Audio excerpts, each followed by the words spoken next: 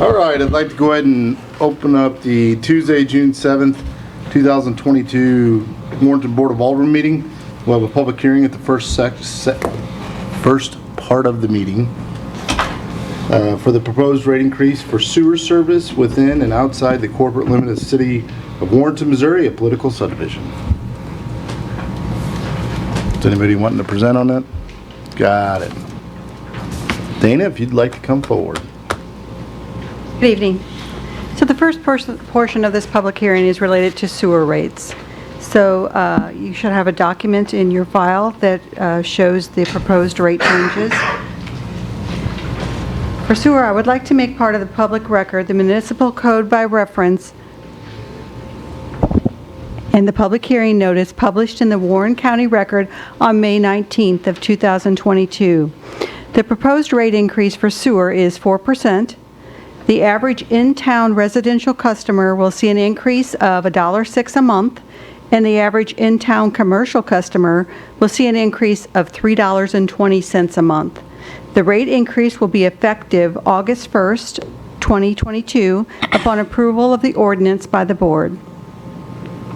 Okay, so that's related to the sewer rate. And then the next portion will be related to the water rate. I would like to make part of the public record the municipal code by reference and public hearing notice published in the Warren County Record on May 19th, 2022. The proposed rate increase for water is 4%. The average in-town residential customer will see an increase of 92 cents a month, and the average in-town commercial customer will see an increase of $3.78 a month. The rate increase will be effective August 1st, 2022, upon approval of the ordinance by the board. Okay. Was there any discussion on that item? I just got a question. So can you explain why the increase is and all that for taxpayers like myself and everybody else listening in? Certainly. So the rate increase is to try and level the field a little bit as far as changes. So when we look at operating expenses for the water and sewer department, we see that this proposed rate increase will generate about $160,000 a year more than the anticipated revenues in this fiscal year. And then we look at operating costs for next year, and we see that just initial budget for next year shows about $156,000 of an increase in operating costs, which would include things like fuel, materials, some wage increases for the next year. So all of those type of operating costs, it helps to offset that without digging too far in the hole or having a huge increase in any one year. So, if you don't mind me jumping in, I think we've discussed this before in other meetings. Instead of doing a great increase like we did years and years ago, which was a burden upon people, especially with people with fixed income, and I believe I can confidently say that we are a retirement community for a better part of our population in Warrenton who are on a fixed income. It's a little rough to do that, where it's a little easier to trickle on certain percentages, and obviously everybody's feeling the impact of what inflation's doing nowadays, as well as we're looking at projects or trying to complete projects that we've already done to increase our capacities and won't be it. The UV change that we've discussed in months past, all that. I mean, we've already done increases on prices for things like that we've had to, we didn't budget for because of the increase in the inflation. Those are kind of those things that kind of cover on that, and we just try to keep as low of a percentage as we can to be able to pass on each year. Two other considerations is our debt requirements. So when we go out for bond issue for the city, a part of that is, do you have enough revenues right now to cover this future debt payment? So that's something that all bond issuers will look for, and something we have to make sure that every year when we develop our budgets that we can prove that we're generating the revenue it takes to continue to cover that debt. So that's something we're very conscious of. Another thing to consider is a formal rate study. So when we talk at our budget meeting next week, one of the items in the proposed budget for next year is a formal rate study. So you bring in an engineering firm, they look at your projections, your planned, needs for the system, and do a more formal, big overview of where the rates need to be for the next 5 years, let's say. So are we voting on this tonight, or are we going to wait till that study? Sorry. Or- So it comes to a vote in July. Okay. But the issue tonight will be some input and decision, because right now, this is what's in the budget, these 4% increase. So if that's going to change drastically, the sooner we know it, the sooner we can adjust the budget numbers. And I think that's a good point. Waiting till July also gives us enough time that if there is constituents that have questions, we can try and get answers and be able to answer for them. So, good point. Have we never not raised the rates? So we took a look over, the past 20 years, and the answer that's not in the past 20 years. There's always been a rate increase, and there's been a few years that have had a very significant rate increase. Again, 15% increase in any one year can be a greater hardship to people. Okay, thank you. Any other questions? Hearing from the public. Anybody in the public that would like to speak on this? Please come forward, state your name. You can tell us what you... No? Yes? No? Okay, never mind. Thank you, Dana. You good? All right, we'll go ahead and open the regular meeting. If you would, please rise and say the Pledge of Allegiance with us. I pledge allegiance to the flag of the United States of America and to the republic for which it stands, one nation, under God, indivisible, with liberty and justice for all.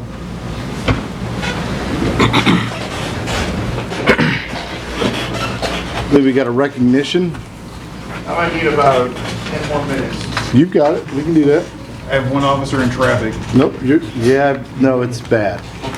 I just got informed that we got 2 young ladies that just got new iPhones that need to go get them done, and they told me how drastic it was that they get down there to the shop to get that done.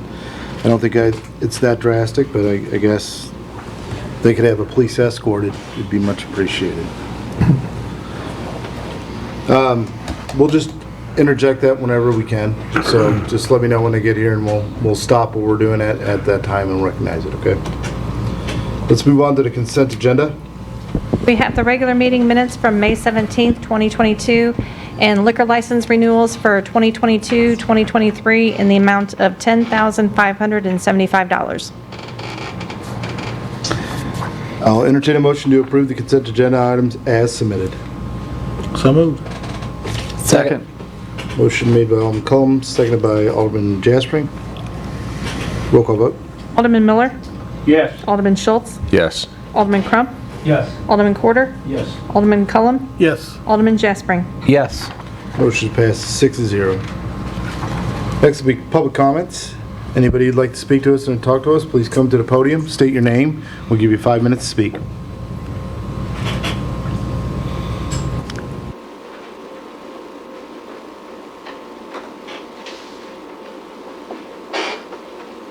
Good evening. How you doing, sir? My name's Jeff Myers, and I'm a candidate for state representative for District 42, which encompasses all of Warren County and eastern Montgomery. I went to work for the Highway Patrol back in 1993, and they moved me around. First place they sent me was North St. Louis County.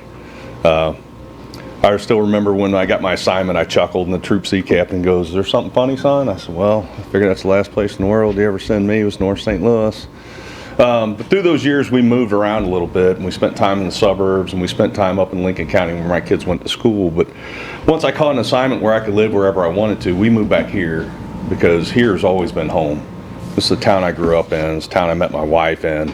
Our families live here. My mom's family settled in this area in 1860. My grandpa was born out in Pendleton in 1887. That's how deep my roots go. I've always been proud of this town. And able to say I grew up here. When we got activated as a guard unit and sent over to Germany during Desert Storms, it was one of the things that I carried with me as a sense of pride to be able to say I was from Warrenton. And so that was that was a long journey that took us around to get us back here, but I'm so glad we did, because it's the culture around here. It's the running into people at the store and having a conversation or waving at people as you go by. It's just different here than it was in other places we lived. I do want to take a second and recognize you guys for taking the opportunity, or stepping out and serving your community. That's not always easy. You're questioned about decisions you made for a job that doesn't pay much, and you actually had to go out and ask people to let you do it. I'm learning all about that. Had a little bit of experience with that during my time on the Troopers Association. I spent 19 years on the executive board, 13 as the vice president.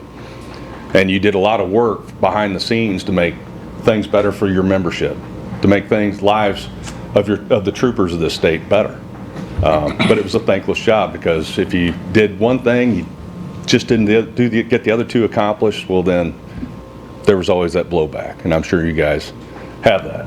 But it's that sense of civic duty that brought you out and put you in those seats. And that's kind of why I'm here. Whether it's, look at the issues going on in our country and in our state, the unfettered immigration, the opioid crisis that affects all of our communities, inflation, high price of gas, those two things right there, just the gas prices alone, that's taking money out of our economy, money out of our stores, out of our restaurants. And when our federal government is failing, kind of like they are now, then it rests on the state to kind of pick up those pieces. And so August 2nd, you'll have a choice. There's 3 of us running in this race. None of us have had any kind of public office or a record to run on. But it'll be up to you to decide who do you think will represent you best. Hopefully the other folks have came through here, and you've got to hear from them as well. The reason why I'm asking is I think I can make a difference. I'm not doing this because I don't think I can. I think there are things that on that level that can improve our community. Growth is coming. I know a lot of people like our small town effect, but that's not going to be the case anymore. Some of you have been around long enough to remember when GM came into Wentzville. I was still a kid, but I took notice. And you look what turned out there. Well, that's kind of coming this way. So infrastructure, getting roads and sewers up to date, those are going to be priorities, because those will be things that affect the people that we live with. So I thank you for your time, and you'll probably be seeing me out and about as I go around, knock on doors. Hopefully I'm not generating any complaints for you guys. So thank you very much. Well, before you go, Jeff, so Jeff may be better known for his wife, Julie, who's been around for a while, but I don't think I've ever seen her frown or get mad at anyone in my whole time knowing her. But as well as Jeff has always come up in years past for a pretty special cause for a family member. So speak about that for a minute, Jeff. So it's a little bit different setting, but yeah, I always got tapped to go up and ask for the permit to do Slim's Journey. It was a 5K race we ran here. We did it for 7 years, raised almost $150,000. My son has a neuromuscular disease, and we were raising money for research, and that I can't take any credit for that other than I showed up when my wife told me to, and she put in all the work. But yeah, she's by far the better half of this. Didn't mean to put you on the spot, Jeff. Oh, no, I'm fully. I mean, anybody that knows her would recognize that. Well, we've seen your face before. I just think it's good to kind of. I always loved it whenever you guys would come up and present that. I thought that was a good cause. The way you guys had it structured, it was great. So I appreciate it. I will let you know ahead of time, we just discussed some dates. We're looking at either the last week in July or the second to last week in July. So week of the 17th or week of the 24th to be able to host not only a Meet the Candidate night, but we're going to try something brand new for us ever. And we'll probably do a Meet the Candidate night youth. So that I've talked to some people that are college age who just don't feel apt to come in and speak when older people are speaking, or that they feel like they may be dumbed down or looked down upon to be able to speak. So we're going to try and arrange a night for them to be able to speak on their own, ask the hard questions they want to ask, and then we may actually try and offer guidance on how to do an absentee ballot while they're at college, so they can still be a part of our community. So I think it's a very good idea. So we'll let you know on dates. We'll send to everybody, all the candidates, and date and invite to be able to attend. So Great. Thank you. Appreciate it. Thank you, Jeff. Appreciate it. Jeff, your wife Julie says that you always have the last word.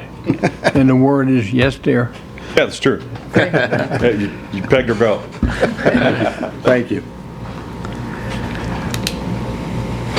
Anyone else like to step forward and have anything they want to address with us? With that being said, Chief, I'll turn it over to you.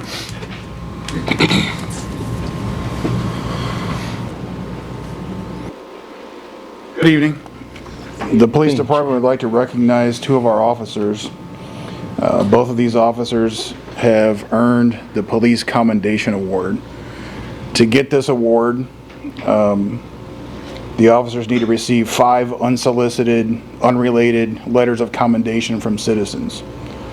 So, in reviewing this latest letter of commendation that came in, the 2 officers who are here tonight to receive this awards, Corporal Stevens and Officer Ogg, were actually on the same call. And I'd like to read an excerpt from this if I could.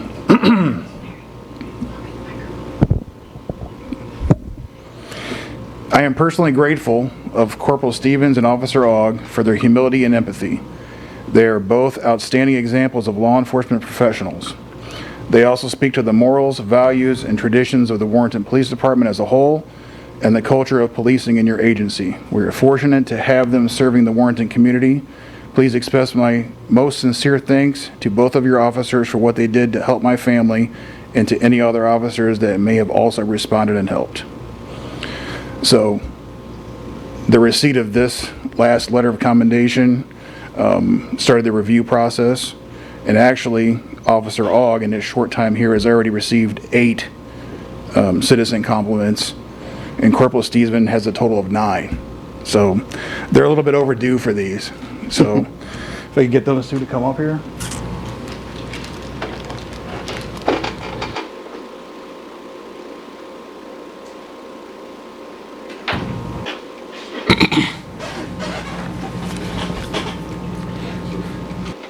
Hey, wait a minute, guys. Stand next to the chief and then Brady can get a picture. They've So- each prepared like a 5-minute speech. So if either,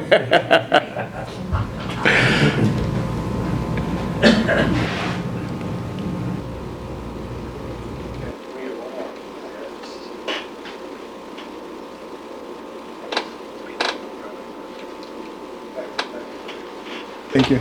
Congratulations. Congratulations.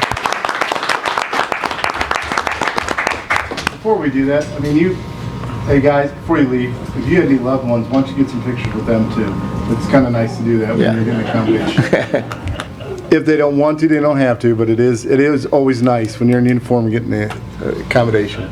Do it either way. Gentlemen, before you With some leave, people I'd like to personally say thank you.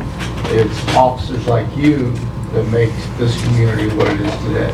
And I appreciate, and I'm sure the rest of the board does too, all your hard work. And thank your families for giving you to us to take care of us every night when you leave home. Thank you. Thank you, gentlemen. You guys can take the pictures up here. Yeah. Go ahead. No. Bringing it up there was enough. Go ahead, guys. Take some pictures. We'll take a minute. Go ahead. Brandy, go on out there and grab some if you would, please. We'll take just a minute break here for a sec.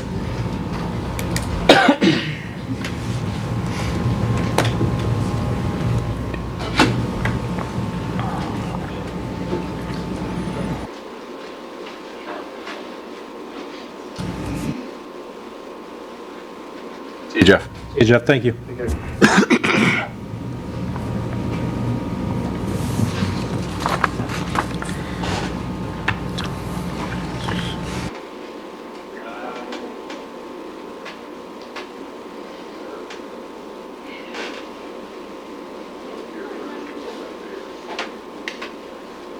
Slightly embarrassed. I'm sorry. You can go ahead and do the Board of Alderman comments. I could, but I'm not. I'm waiting. In case somebody wants to question Brandy on something, I gotta leave it open. I can't let her escape. questioned enough today. Yeah, I can't let her escape the grilling. Yeah, or the chief. He can get grilled too. Yeah. All right, thank you guys. Next, we'll have the Board of Alderman comments. I'd like to say congratulations to our 2022-23 Warrington graduates. As I was coming over, I saw the football field all set up, full of chairs, so looking forward to that, and just you guys be safe after you graduate. The other thing I'd like to say is, I don't know if everyone's noticed, but the new flower pots on Main Street, all decorated up, so thank you to the Garden Club. And last but not least, I'd like to say, obviously, we're doing pretty good with ball tournaments out at the ball field. Saturday or Sunday evening, I went out to dinner, and there was a multitude of ball players that were eating at the local Mexican restaurant. So all things look good as far as that goes. And again, congratulations to our graduates. I'm good.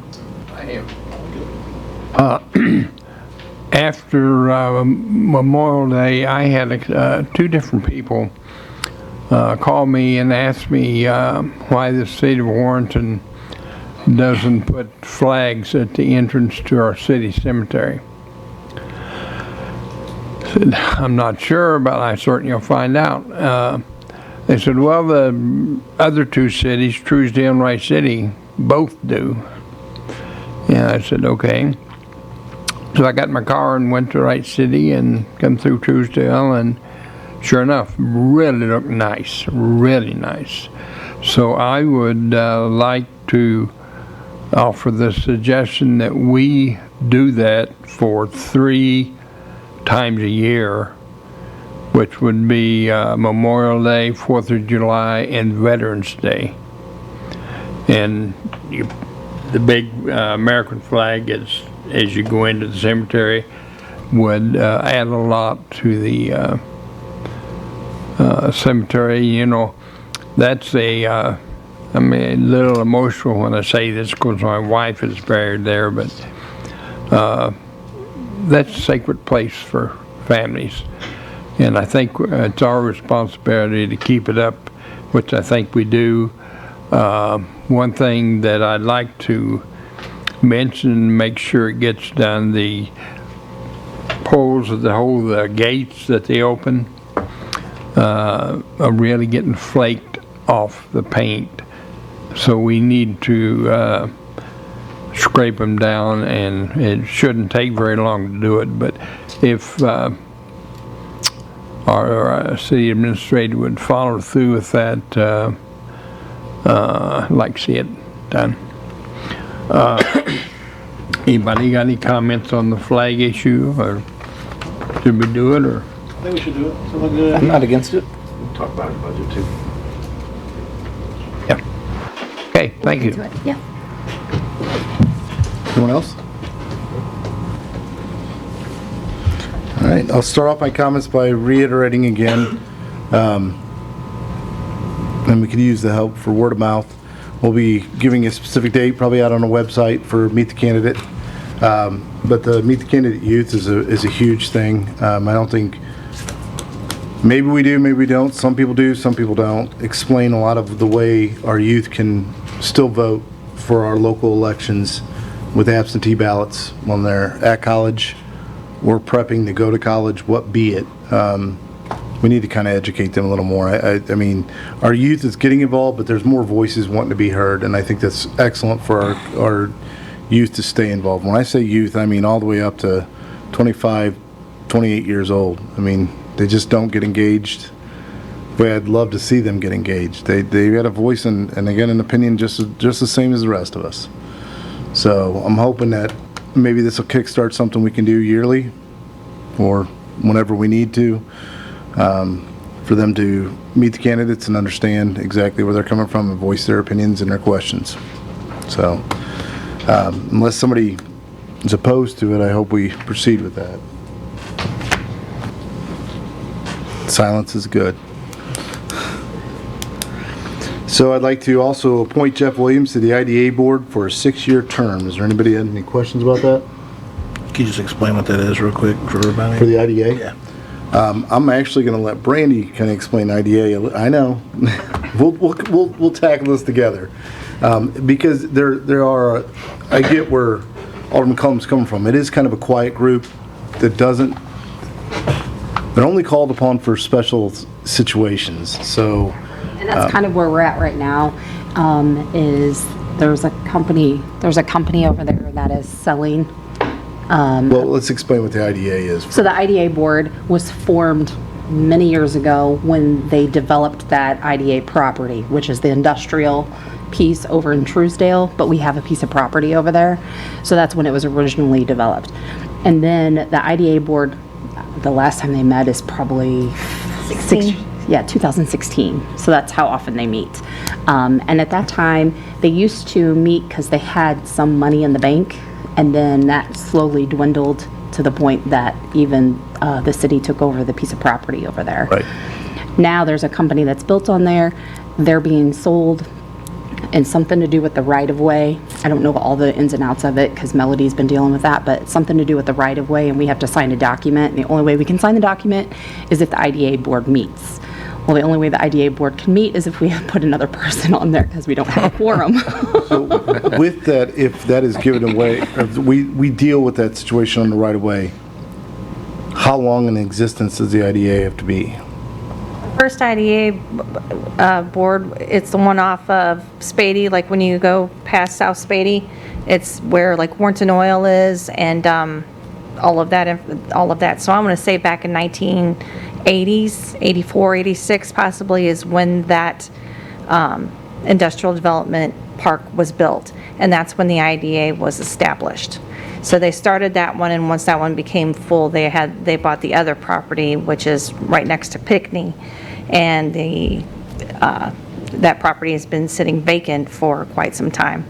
And that's when they actually weren't meeting anymore because there was nobody to sell the property to. So this property that the IDA needs to meet about has to deal with the old property in where the original IDA park is located. The other IDA property on Pinckney was taken over by the city, so that's why they really don't have much to do with the Pinckney property anymore. That is correct. And if this one is settled out, will we be able to dissolve the board, or will the board have to be active for how many years after? Do we know? The board would still exist. They may not have an active role to play right now. They may not have an active project.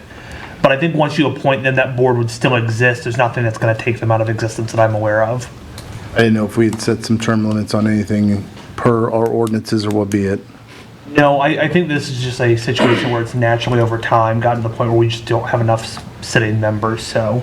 So let's, and just look into it and do Yeah. the homework if we can. If there's a way to dissolve the board, if there's no other business that we need to be able to handle, let's look at what we would have to do to be able to do that. Obviously, I'm still going to ask for the appointment to have somebody sit on the IDA, but let's look towards that so we don't have to either burden somebody being on it for no active purpose, or what be it. Let's really look into that and get the homework done so we can come back and decide what we want to do as a board. Is that okay for everybody? Yeah, this is just over for a piece of property we have over there, I guess? Yeah, it's just the right of way on the property. I think the property's actually that's what they're gonna have to resolve, but the board will have to decide on that. But that should be, if I remember right, it should be one of the last pieces that that board should have to deal with. So then would Truesdale deal with that in the future then?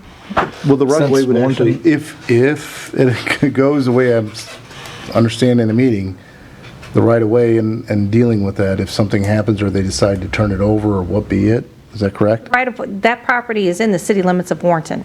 The road that comes down, is it Washington Avenue? I can't think of the name of the road that comes down, but where that road meets, that property is in the city limits of Warrenton. Okay.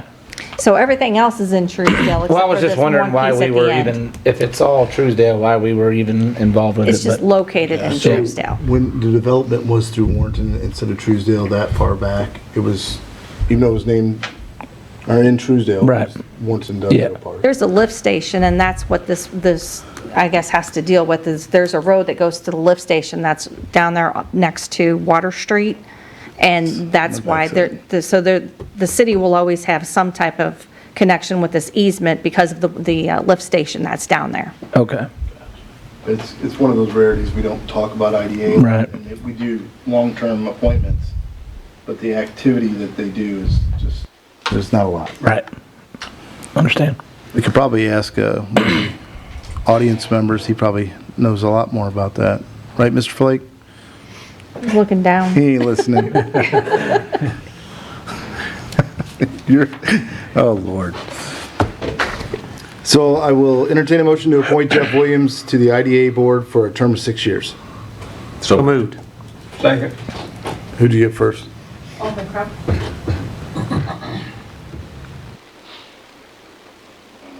Who'd you get second? I'm sorry. Alderman Miller. Got it. Motion made by Crump, seconded by Miller. Roll call vote, please.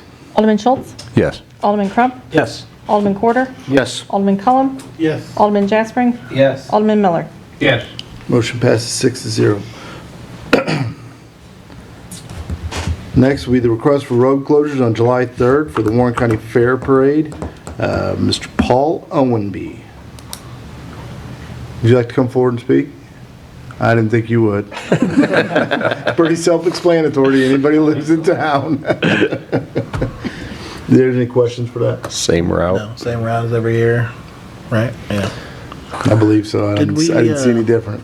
I guess my only question is, was it for this? Did we ever talk to Truesdale about making the route straighter through Truesdale or something, or was that a different parade I'm thinking of? I think that was for Christmas. Oh, maybe it was Christmas. I was joining up with That that. was Christmas parade, yeah. Yeah, we were going to steal your idea. Sorry, Mr. Owenby. Try and steal your route. All right, well, I'll entertain a motion to approve the road closure for July 3rd for the Warren County Fair Parade. So moved. Second. Motion made by Alderman Quarter, second by Alderman Schultz. Roll call vote. Alderman Crump. Yes. Alderman Quarter. Yes. Alderman Cullum. Yes. Alderman Jaspering. Yes. Alderman Miller. Yes. Alderman Schultz. Yes. Motion passes 6-0. Got out of it again, Paul. I got a request for the exemption from time constraint for loud music for the Warren County Fair. Anybody have any questions on that? I'll entertain a motion to approve the request for the exemption for the time constraint for loud noise for the Warren County Fair. So moved. Second. Who'd you get on the second one, Melody? You give it to Miller at the time. What's that? You give it to Miller at the time. Okay. Motion made by Alderman Schultz, seconded by Alderman Miller. Roll call vote. Alderman Quarter. Yes. Alderman Cullum. Yes. Alderman Jaspering. Yes. Alderman Miller. Yes. Alderman Schultz. Yes. Alderman Crump. Yes. Motion passes 6-0.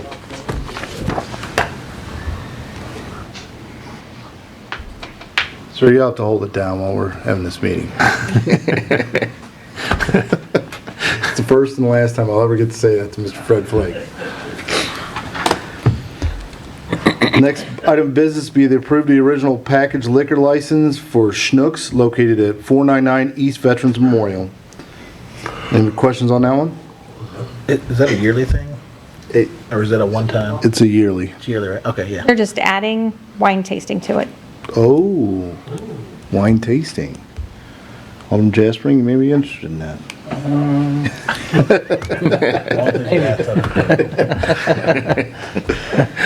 I'm gonna pinky you up while you're doing it. I'll entertain a motion to approve the original package liquor license for Schnucks located at 499 East Veterans Memorial Parkway. So moved. Second. Motion made by Alderman Jaspering, seconded by Alderman Cullum.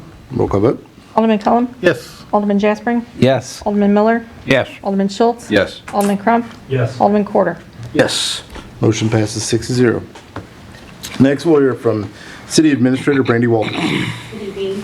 The first thing I have for you is the tourism recommendations. They met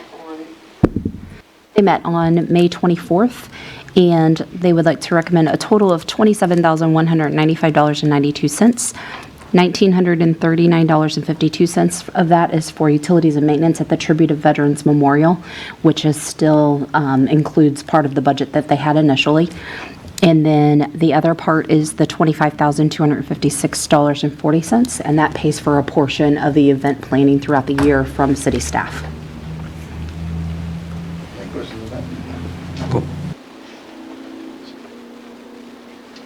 I'll entertain a motion to approve the tourism recommendations in the amount of $27,195.92.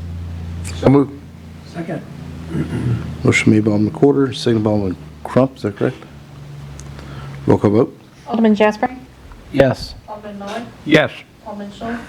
Yes. Alderman Crump? Yes. Alderman Porter? Yes. Alderman Cullum? Yes. Motion passes 6-0.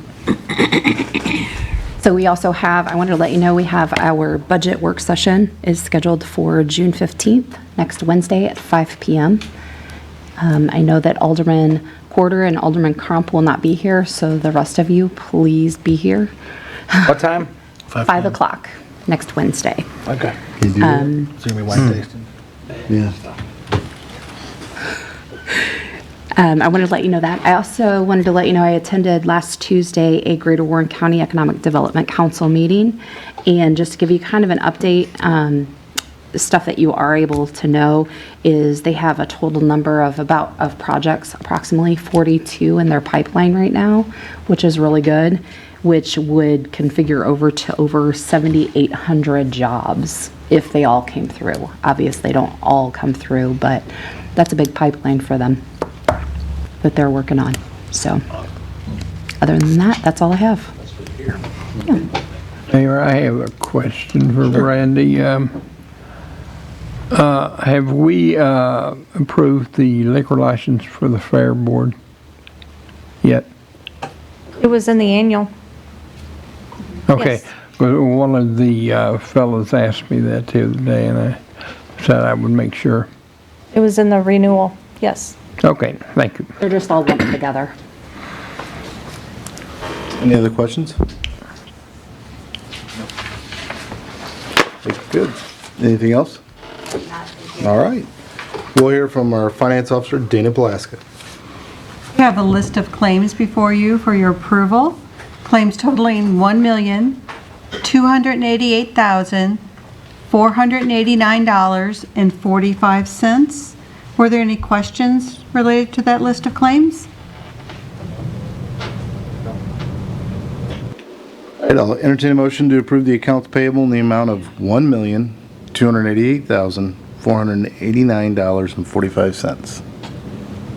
So moved. Second. Who'd you get? Crump. Motion made by Alderman Cullum, second by Alderman Crump. Roll call vote. Alderman Miller? Yes. Alderman Schultz? Yes. Alderman Crump? Yes. Alderman Porter? Yes. Alderman Cullum? Yes. Alderman Jaspering? Yes. Motion passes 6-0. Go ahead. You also have before you the April financials, so year-to-date financials as of April. You'll notice that general fund revenues reflect a $129,000 below budget, but if we factor out transfers and the MoDOT reimbursement for the sidewalk project, we see that the remaining items really come in about $179,000 above budget. So that $179,000 is made up of $83,000 related to grants, sales tax, $216,000 above budget, franchise fees, $69,000 above. Then we have court and police fines that are running below budget, about $175,000, and permits about $86,000 below budget. Expenses for the general fund are $287,000 below budget. $236,000 of that's related to wages and vacancies. The other ones, we still anticipate spending the balance on supplies and maintenance. In that water and sewer fund, we are about $192,000 above budget in revenue. And then in the operating expenses for the water and sewer fund, it's $91,000 below budget. And that's primarily related to wages and vacancies and some pump repair funds. So those are just some of the highlights of those April financials. Were there any questions? I think we're good. Thank you. Next, we'll hear from our aquatics director, Lisa Kramer. Good evening. You have in front of you the aquatic report for the month of May. A few highlights are that we had 3,074 people come through the doors last month. We sold 107 memberships for the month. 50 of them were new memberships and 34 were renewals. I have been very busy lifeguarding and conducting interviews when I'm not lifeguarding, and we just finished a class today and have 4 new lifeguards. We are offering another class this weekend. I had 3 signed up for it as of this morning, and this afternoon I had 3 more calls from people wanting to be lifeguards. So they're coming in for interviews tomorrow, and hopefully we'll be in that class on the weekend. So if everything goes as planned, the outdoor pool will be open on Saturday. Part of the reason we haven't opened yet is that the magic number of air temperature plus pool temperature needs to equal 150. And today the water finally got up to 74 degrees, so it's still pretty chilly. Hopefully it's not going to rain anymore and it'll stay at 74, and if the temperature stays above 85, we shouldn't have any problem opening because we will hopefully have a lot of guards by the end of the weekend. So saying that, we will have our summer hours starting Monday, meaning that we will open to the public at noon and be open until 6 every day. So that is the goal, if all of the pieces fall into place as I am hoping they do. We are also hoping to start swim lessons this Monday. Our parent-child class is full. There are 10 children and parents in that class, which is a good start. And I found somebody who can teach a junior lifeguard class, so that'll be starting hopefully next Friday as well, to continue to be a feeder into our program and keep some of our teens busy. Lastly, I am still hoping to have summer camp called Splash Camp starting in July. We need 20 participants to be enrolled for each week in July for it to happen. So if people are waiting to make a decision, they kind of have to do that so I can make sure the camp goes. So hopefully that will happen as well. Anybody have any questions? But it may not be, you may not be able to answer it. The pool sign, the lighted sign, what's the status on that? The sign we were going to put up on 47? Oh, the electronic sign? Yeah. The hole's been dug, and I think we're... The sign is actually on back order. Oh, okay. We're waiting on it. It's on order, but Gotcha. Takes a chip. it's waiting. For an electronic I sign? have no Tube in idea. there, it's kind of folded over now. Yeah, I know it's been mounted back, we've been Just waiting put on back for order, it. okay. yeah. But if you We're see just that, waiting. if you driven by it, there's a Yeah, cardboard tube. tube sticking out, that's Yeah. where the sign's Gotcha. on. Just lay it down now. I got a question for you. Why do you keep it so hot in there? I mean, it's like a heat wave when you walk in inside that pool. It is. I'm always uncomfortable in there, and I've gotten a couple complaints from citizens how it's just insanely hot inside there.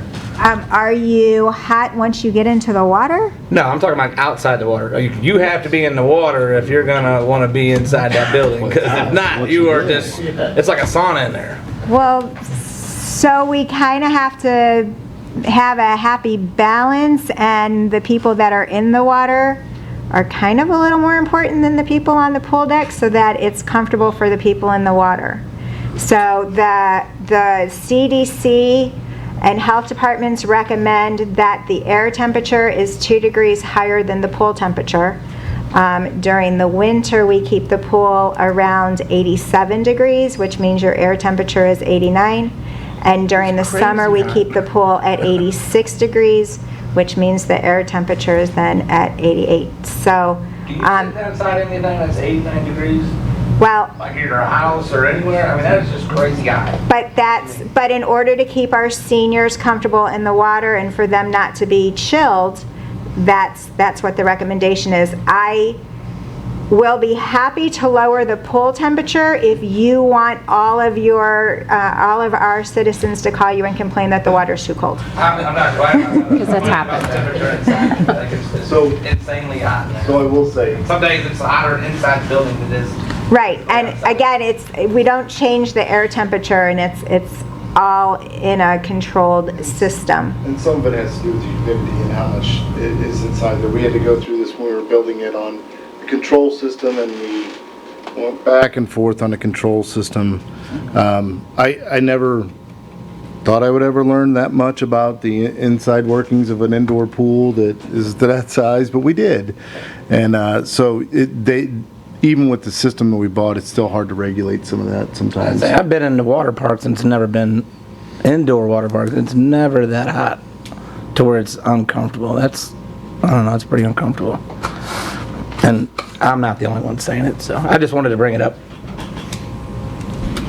Okay, well, that's the answer, but I'll look into it and see if I can figure out a way to make it less humid.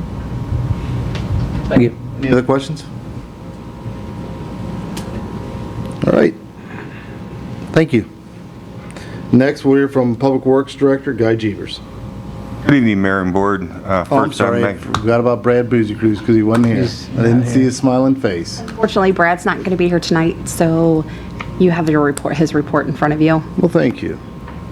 Any highlights you want to tell us about? I don't really have any highlights. I Cutting just grass? found out that he wasn't Cutting the They sure grass? didn't cut the grass in the soccer fields last night. They've been cutting a that's for lot sure. of grass, I know that. They didn't mow the athletic complex. Yeah, the new mower show up yet? I don't know if it's arrived yet or not. Did it? You sure? Because it may require a chip. May be on back order. Yeah, I don't know who's, I was up there last night, we had a soccer game, and the fields weren't cut. All the trash cans were gone. They're not on the fields anymore, so I don't know if they think it's over or what, but there was no grass cutting and there's no trash cans up there as of last night. I'm not sure why they wouldn't have grass or wouldn't have trash cans up there. Me neither. But I'll check on the grass cutting tomorrow. Cool. Thank you. Now, Guy Jeevers, it's your turn. Mayor and Board. First time I have my monthly report. Morrissey Street's been paved. The planters are out along the sidewalk on the main street with new benches. We did some ditch work on Briarwood and Southwind. Had a sewer repair on 3rd Street. We had a total of 3 sewer calls for the month. 1 was private and 2 was on the city side. Any questions about the monthly report?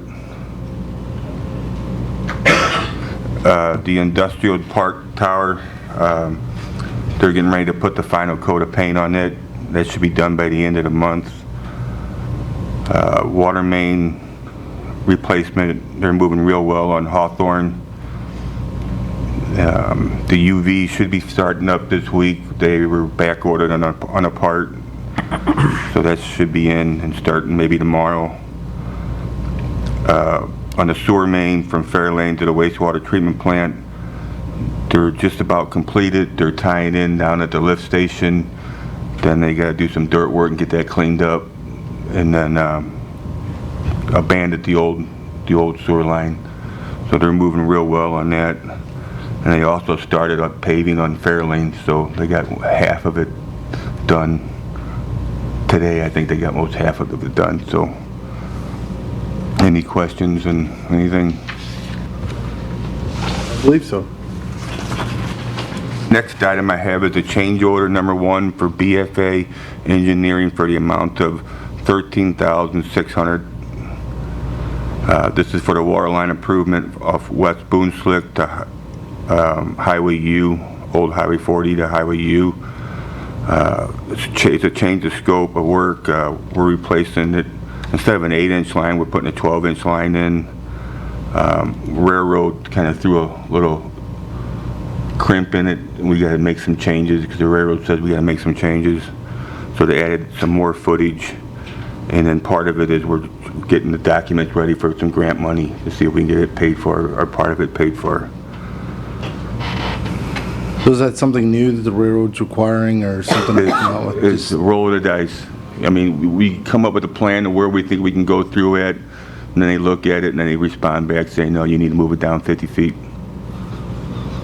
And you can't, there's no way of trying to guess what they're gonna say. So when you say railroad, you might as well just say federal government, correct? So it usually goes smooth, it just takes so long to get something done. You can't get nobody to respond back. I mean, you can, but it just takes time. Beavers, it's one thing we learn is that if you're ever in the military or anything to do with the federal government, you might as well hurry up and wait until they're ready. So I need approval for that, for the change order. Any other questions on that?